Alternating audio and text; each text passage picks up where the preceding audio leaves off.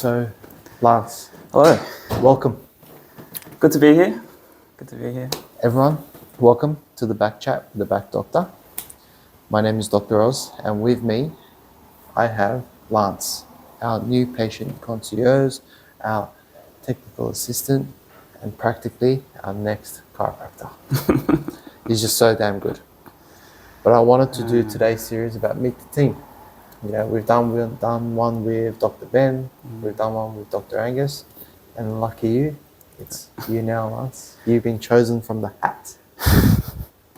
So welcome, man. Thank you. Thank you.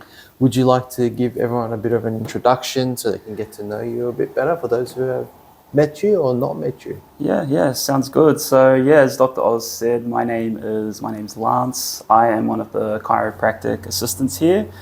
And my primary role here is actually the new patient concierge. So what I do is I look after all of the new patients, essentially make sure they feel welcomed, they feel comfortable, and I look after them mainly for their first visit here, which for a lot of people sometimes is one of the hardest things to do, is come in for a checkup. And that's what I do here, look after all those new patients that come in. And you do it so well. You do it so well. Like, you really set the tone. You make people feel very welcome, especially when they come in for the first time. Because, you know, you come into our practice and it's so large. You know, there's so many people that may be coming in and out at that point in time. And, you know, you get to see the adjustatorium, you get to see the beverage station, the bathrooms, and you just show them all of that to make them feel welcome like a second home. Yeah, that's correct. And I think a lot of people in today's society have a bit of a misunderstanding when it comes to chiropractic. Mm-hmm. Some people that come in here, you know, they're terrified. They hear the beds dropping. They might hear people screaming for some reason. But it's my job to make sure that, you know, they've been welcomed into an inviting, warm space, and that's what we do here. We're a family practice, and it just comes with a lot of training. That's what we do, and make sure that those people are welcomed properly. Yeah. And you've been with us since 2020 now? Back in the old practice, right? Yeah, wow, this is a while ago. So back in 2020, I think it was in August, and this was sort of during the pandemic that was happening at the time being. So yeah, it's been nearly 4 years now. Yeah, so it's gone fast. It's gone very fast. Yeah. Solid. Yeah. And you know, there's a reason why you've stuck with us. Yeah. And the mission that we serve and the people that we serve is, like you said, we're a family practice, and we're here to help as many people as we can create a healthy community naturally. Yeah. So what's one reason that really just drawed you here and made you want to say, you know what, this team is freaking awesome? Yeah, well, my background, it's actually in nutrition science. So natural health has pretty much always been something that I've been drawn to ever since I was little. And when I saw the opportunity for working in a chiropractic clinic, I was sort of a bit off and on about it at first. And then coming back to my core values, you know, I just realized that, you know, I'm willing to give anything a go. I'll give it a shot. And from my first day here, essentially, I just saw how everything ran. You know, the team was loving, was inviting, but probably the biggest aspect of it was actually just that you guys look at health from the inside out perspective. You know, because society nowadays, you know, it's a bit back to front, right? We're more reactive with our health, and I really like that this practice here is more proactive, okay, which is about inside out, keeping you healthy and staying healthy. Yeah. Yeah, we always use the expression all health and healing comes from above down, inside out, versus, you know, current healthcare is really looking at you from the outside in. Yeah. All the outside factors affecting your health versus, hey, if your body's not a strong host, you're not going to be able to be the healthiest that you can be. And you channel that passion, you channel that energy so well. So I just wanted to commend you and praise you for that. Thank you. Someone as young as you really thinking like this is very hard to see. It's very rare to see. You know, we get that I would say it's a blessing rather than a curse. Yeah. But we have that opportunity to meet so many people who have been down roads of trying to heal themselves, get themselves healthy from every other outside perspective. And then we come in, you come in, first initial visit and say, did you know that your body has the ability to heal itself naturally? Yeah, definitely. And I think it's really a reflection of the leaders that we have here. You know, yourself, have to give a shout out to you, Dr. Oz, Dr. Bond as well. So you guys have been with me from when I first started, and you know, we train really well, but yeah, we serve the mission, serve the purpose, serve the community, and it's really just reinstilling the core values that we have here. So it's been a privilege and an honor, really, because I don't think there's many places out there where you can work and you say, hey, I'm helping this person this type of way in a natural way as well, and it's really good to do that. Yeah. Oh, thank you. That's good. Thank you. That's good. And I wanted to shift a bit more about your personal life. Yeah. Because from the moment we met, you're the runner. Yeah. Not the short distance sprint, you're the long distance runner. Yeah. How did that all arise anyway? Like, what really brought you into saying, I'm going to be a runner? Yeah, it kind of came out of nowhere.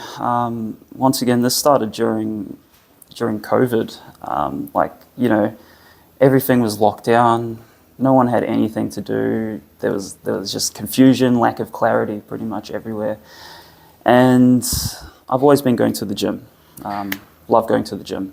But, you know, I had all this free time out of nowhere, and I said, you know what, I'm going to take up running. I'll see how I go with it. And one of the things that triggered me to do that was actually this gentleman. You might have heard of him. His name's David Goggins.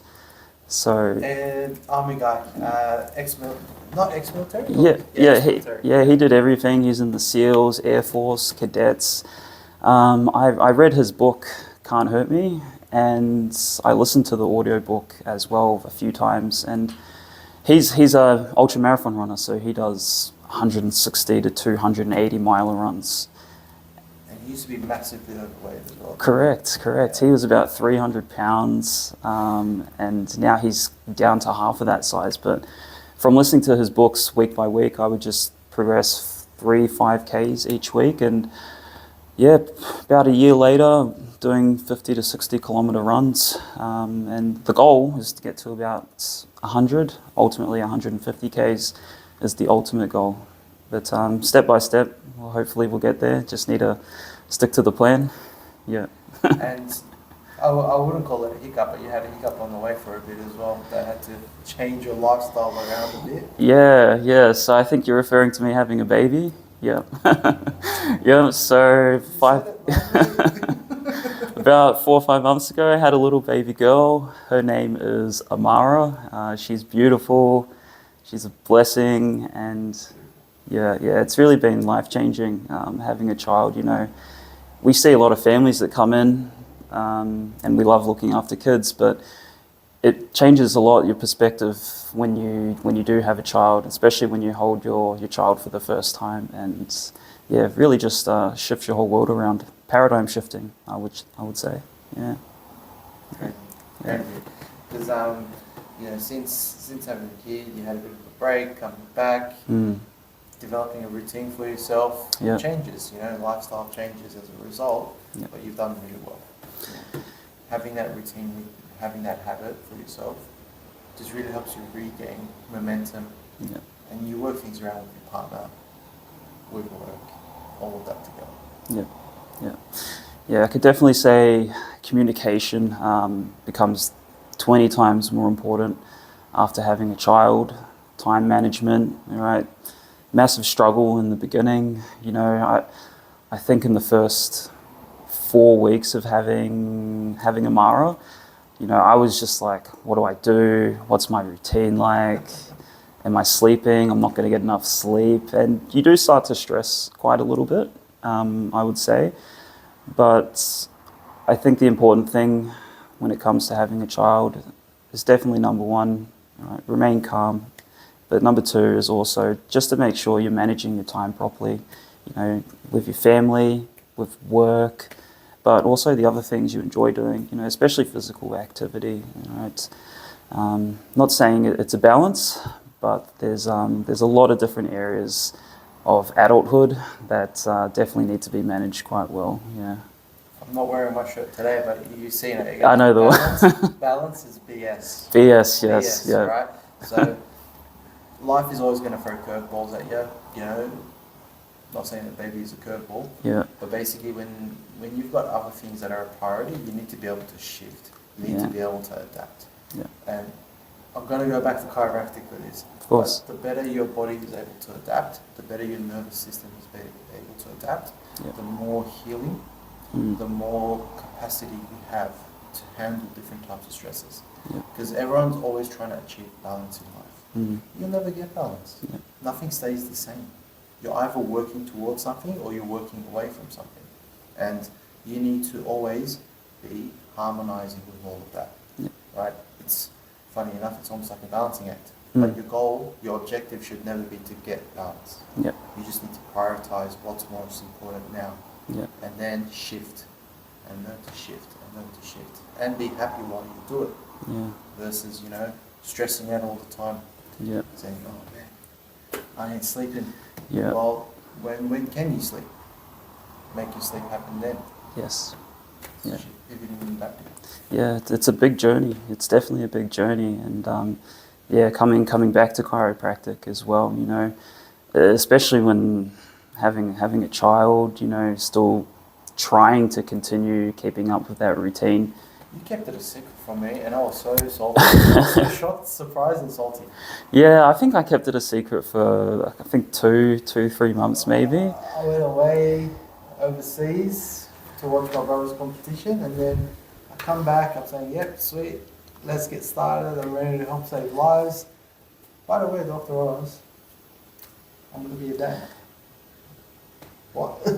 Yeah, so, so shocked. Yeah, just so everyone knows, Dr. Oz was away when I pretty much told the whole team, and he came back about a week or two later from being overseas, and he comes back and he hands me this anime figurine, because we both love anime, and I said, "Oh, thank you, Dr. Oz, like I really appreciate this gift." And then I was like, "Oh, I just wanted to let you know I'm having a baby as well," and the disbelief in his eyes was pretty crazy. It's I felt shocked telling him. I felt like I almost didn't believe myself for a second. So very emotional. Still get a bit emotional about it. It made me happy. Because I want everyone to have the best lives. Yeah, everyone would think to have the best life possible as well. And seeing you become a dad. That's one of my goals as well eventually in the future. So seeing you do it, it's just beautiful. And Amara is such a beautiful baby. Your partner as well, she's lovely. But I can see that you get grilled. Because sometimes you're like, I got this, I'm chill. You're the calm. I can tell you're always the calm. So you need to balance that out with someone who's a bit less calm. I would definitely say my partner's more assertive than I am. I'm a bit of a... Keep it PG. Look, she might watch this. Yeah, I hope not. If you're watching this, I'm sorry, but...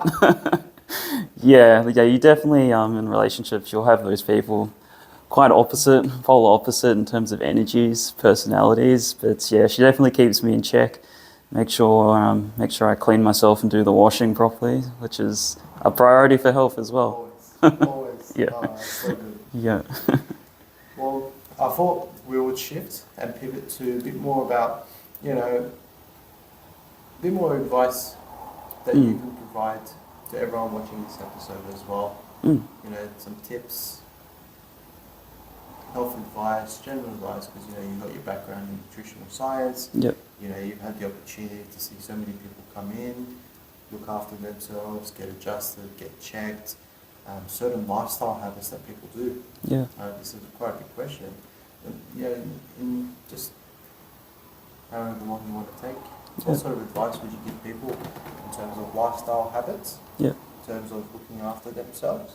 In terms of nutrition? What would you say? Even relationship advice, you might as well. Oh, I don't think I'm the expert there, but I'll give it a shot. No, it's a good question. It's a really good question, because I think a lot of people are looking for answers when it comes to their health. And The reality is there's not just one answer for everyone, okay? There's basic principles, definitely, but sometimes to find the answer, you've got to go searching for it. You've got to start digging a little deeper. One thing I've always been about, especially with health too, is start off with less. So less is more. And this is just simply moving, right? Moving around. Are you getting at least 20 to 30 minutes of physical activity every day? Okay, because if you're not, you're essentially reducing your quality of life and your longevity as well. Okay, so that's number one. Start moving around more. Okay, simple as that. You might have an office job where you sit down most of the day. Make it your mission, all right, to get up every 15, 20 minutes. Walk around for 5 or 10 minutes. Do some stretches. Do something, because the sitting we do nowadays, especially all of these office jobs we have, right, these postural stresses, it's killing us, really. So I would start with number one, moving around a lot more. Yeah.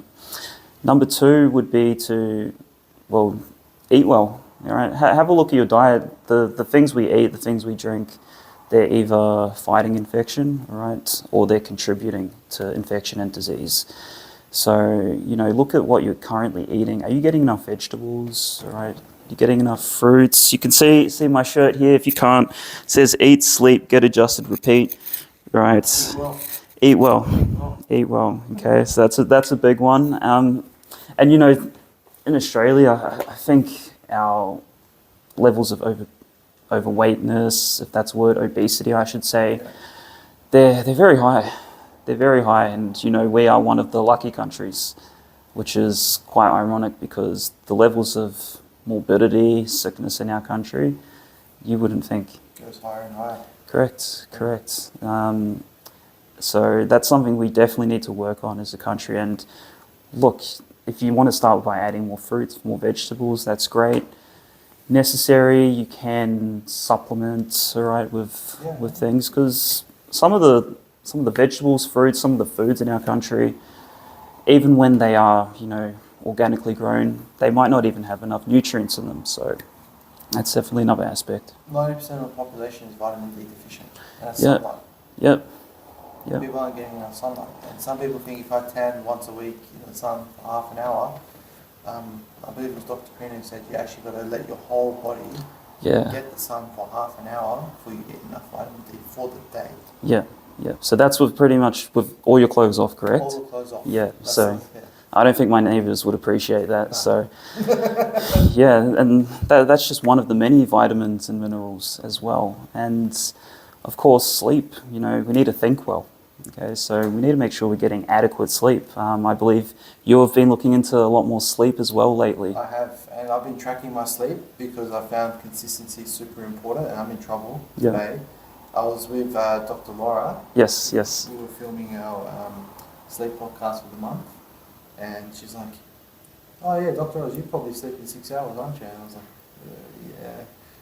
Look, the clock says so. 6 hours and 12 minutes. 6 hours and 12. I slept too late. So yeah, consistency is super important for your sleep. Yeah. And I'm in trouble today. Yeah. You can grill me.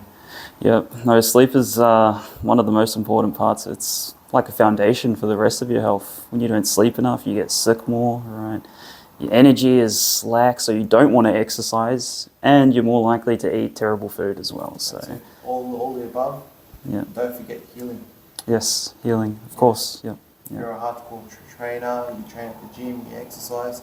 Mm-hmm. You need that nice quality sleep so your muscles and your body can actually heal and repair. Yeah. Get rid of inflammation, right? Get rid of illnesses, Mm-hmm. sicknesses, all of that. Yeah. So important. Yeah. So I think overall, those are the basic three things I would start with. So eating well, moving well, and thinking well, which includes sleep, meditation, yoga as well. Start at those points. From there, you can just build yourself up step by step and progress, which is ultimately the goal, right? Yeah. And these are all things that you have control over. Correct, absolutely. Right? You have an influence over, you have a control over. Yeah. You control your lifestyle. No one else controls your lifestyle. You can't influence your genetics. Mm-hmm. You can sort of influence your environment, where you're staying and what you're doing, but only to a certain point. Yeah. Right? But you can 100% control what you do with your life. Yeah. No, you're spot on the mark there. So a lot of people, unfortunately think that they might be limited in life because of possibly their genetics. But you've always got a choice at the end of the day. So you can choose to be unhealthy or you can choose to be healthy, right? And it just starts off with one small step, day by day. You don't get sick. You do sick. Thank you. You do sick. Probably heard me say it. He said it to me 20 times in the past 2 months. And you've been adjusted. Yep. You've been adjusted for years now. Yep. What's your experience? What's your experience in like having chiropractic care, regular chiropractic care, wellness care? Yeah, it's life-changing. So I used to see a chiropractor, this was about 10 years ago, completely different to what we do here.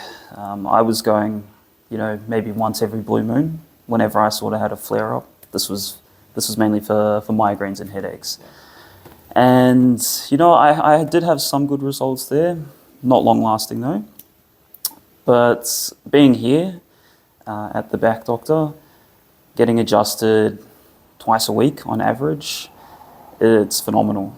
Yeah, I didn't really understand the value of what an adjustment does, of what it is, even the philosophy behind it, until I started here. And, the improvements I've had, not just sleep-wise, not just pain-wise, but also even working out in the gym, running, having more energy, okay? Just those even small day-to-day things that we take for granted a lot of the time, especially sleep, now that I'm a father, yeah. You need that. You need your body's ability to adapt. Because the better you adapt, the more you're able to sleep better. Yep. It's so important. So important. And this upcoming month when we do our sleep workshop, Yep. we're going to get some good juicy content. Yeah. Good juicy content. Well, we'll start wrapping up, Lance. Yeah. Is there anything else that you would like to say? Anything else that you would like to leave? Or words of wisdom that we say, Lance's words of wisdom. My words of wisdom. So that's another great question. I would say I would start with this. So have you read the book 7 Habits of Highly Effective People? Yes. Yeah, great book. I'd recommend everyone to read it, no matter how old you are. And I would say start with the first step. Be proactive. Okay, so being proactive means taking initiative. All right. It's rather than waiting for something to happen to you, it's you taking action with your life, you putting a plan, you putting action steps in place for you to move forward and progress in life. Yeah. So I would start there, being proactive, and that's where I would start. Yeah. Do you think we should end this on one of the boys' quotes from the deep? From the deep? Well, which one? The time one. The time one. Okay, with the deep. Do you remember it? We spend most of our time looking at the time. No. We spend all of our time looking at the time, most of the time. But what happens when we run out of time?